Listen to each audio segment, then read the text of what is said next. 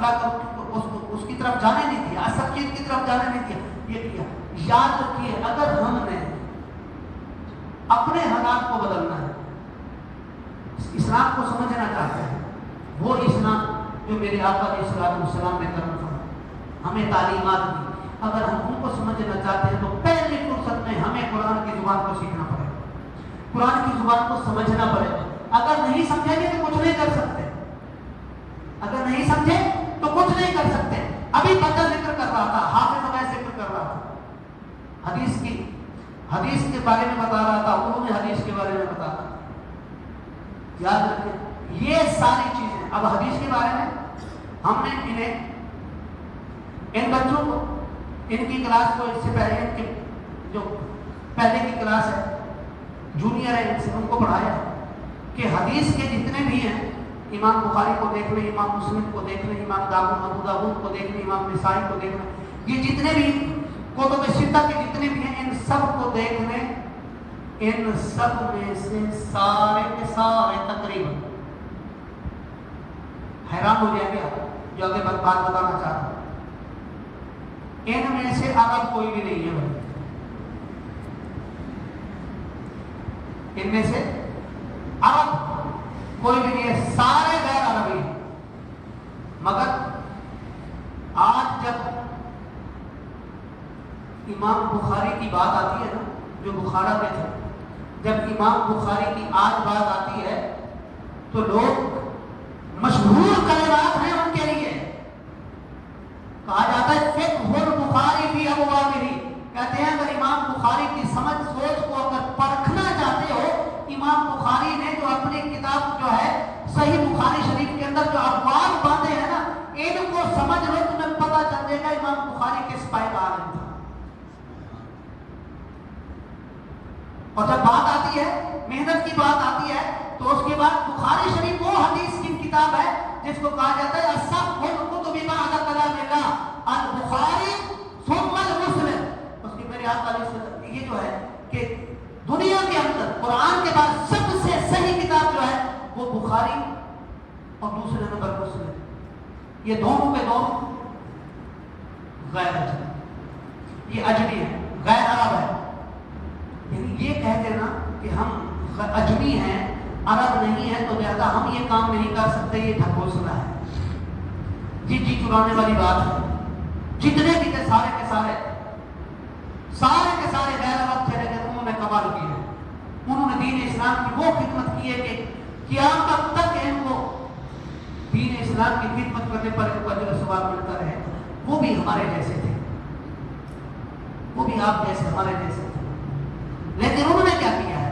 انہوں نے محنت کی ہے، انہوں نے قرآن کو سمجھا ہے۔ آج اسلام کے اندر جب نام آتا ہے تو ان کا سب سے پہلے نام آتا ہے، کیوں؟ انہوں نے کبھی بھی اپنے اشتہار نہیں لگوائے،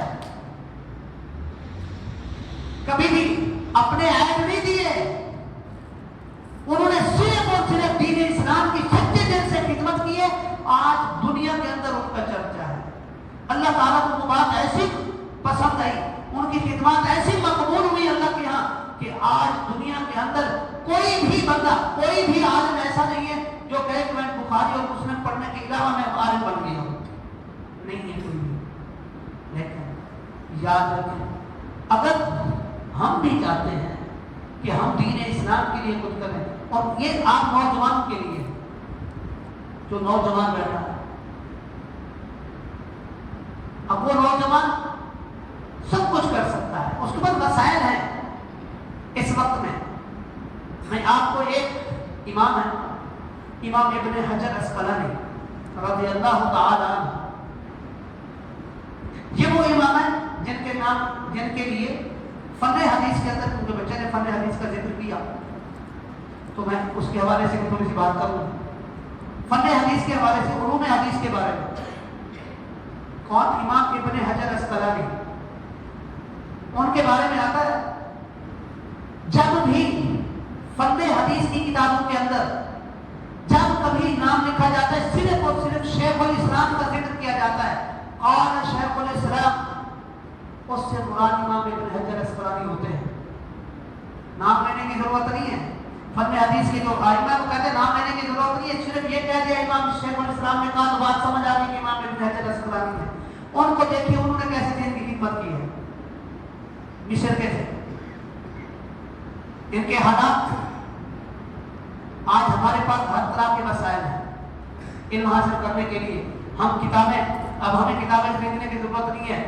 موبائل کے اندر آپ کے پاس اتنی ریسورسز ہیں کہ آپ PDF لے لیں, دنیا جہان کی کتاب آپ کے ہاتھ میں ہے, آپ اس سے یہ کر سکتے ہیں. لیکن اس وقت میں امام ابن حجر اسقلانی وہ کیا کرتے تھے, جب وہ فتح الباری شرح صحیح بخاری جب یہ تصنیف فرما رہے تھے اس وقت میں امام ابن حجر اسقلانی کے حالات یہ تھے کہ امام ابن حجر اسقلانی کے جو مالی حالات تھے وہ بہت ہی کمزور تھے. لیکن امام ابن حجر اسقلانی دن کے وقت میں مصر کے شہر کائرو کے اندر, قاہرہ جس کو عربی میں کہا جاتا ہے, انگلش میں کائرو کہا جاتا ہے, اس کے اندر مزدوری کیا کرتے تھے. اینٹیں اٹھانا, گارا اٹھا کے دینا, یہ جو آپ کے یہ تیار ہوتی ہیں, بلڈنگیں تیار ہوتی ہیں, اس طرح کے کام کیا کرتے تھے. ایک دفعہ امام ابن حجر اسقلانی مزدوری کر رہے ہیں. یہ جو قصہ ہے, یہ جو بات ہے, اس وقت مصر کے اندر امام المحدثین جن کو کہا جاتا ہے, جن کے پاس حدیث کی سب سے اعلیٰ سند ہے,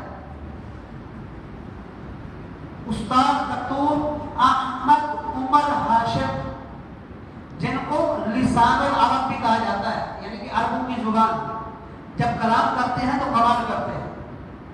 وہ جب پڑھا رہے تھے تو وہ بتا رہے ہیں, مزدوری کر رہے ہیں.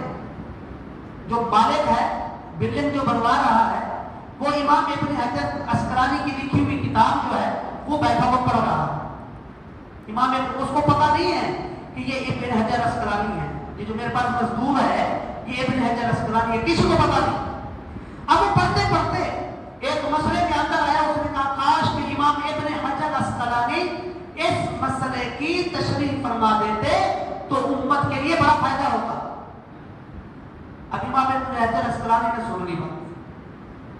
اب اس وقت میں پرنٹڈ تو تھی نہیں, نسخہ کہیں اور سے لے گیا, کتاب لے کے چھپی کہیں سے, وہ ہاتھ سے لکھی ہوئی کتابیں تھی, گنتی کی کتابیں ہوتی. امام ابن حجر اسقلانی نے جیسے سنا, کام کے لیے جا رہے, نیچے اٹھانے کے لیے جا رہے, تو نظر دوڑائی کون سے مسئلے میں صاحب پھنس گئے ہیں. کتاب کے اوپر نظر رکھی, کتاب کی طرف دیکھا, ان کو پتا چل گیا کہ یہ کیا مسئلہ ہے.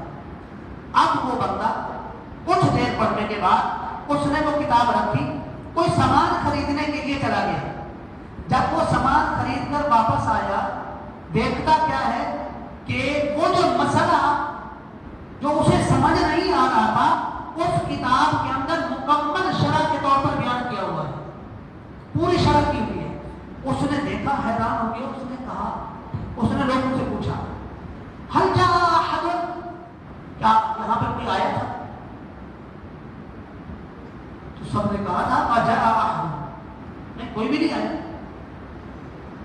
وہ کہتا ہے کہ نہیں, یہاں پہ کوئی آیا ہے. انہوں نے کہا حضرت آپ کو کیسے پتا چلا ہے کوئی آیا ہے؟ انہوں نے کہا کہ یہ جو مسئلہ تھا جو میں نے پڑھا تھا لیکن اس کی شرح موجود نہیں تھی, اس وقت دیکھ رہا ہوں اس کی شرح کی ہوئی ہے. یہ کس نے لکھا ہے؟ اب امام ابن حجر اسقلانی فرماتے ہیں کہ یہ میں نے لکھا ہے. کس نے لکھا؟ میں نے لکھا. اب وہ کہتا ہے آپ کون ہیں, آپ کون ہیں جنہوں نے لکھا ہے؟ انہوں نے کہا کہ میں ابن حجر اسقلانی ہوں, میں ابن حجر اسقلانی ہوں. اور وہ امام ابن حجر اسقلانی جن کو آج شیخ الاسلام کہا جاتا ہے. اگر ہم کہیں کہ ہمارے پاس وسائل نہیں ہے, ہم کام نہیں کر سکتے, تو میرے خیال میں یہ کوئی طریقہ نہیں ہے اور یہ کوئی بہانہ بھی نہیں ہے, کیونکہ ہمارے جو بڑے تھے, ائمہ تھے, انہوں نے ایسے مشکل حالات کے اندر دین اسلام کی خدمت کی ہے. لیکن یہ نوجوان جو بیٹھا ہوا ہے, یہ نوجوان جو میرے سامنے ہے, آج یہ نوجوان اگر کہے کہ نہیں میرے پاس یہ زبان سیکھنے کا ٹائم نہیں ہے, میں یہ نہیں کر سکتا, اس وقت میں, جس وقت میں آپ کے پاس اگر آپ کہیں نہیں جا سکتے, آپ کے پاس اتنی ریسورسز ہیں, آپ یوٹیوب سے سیکھ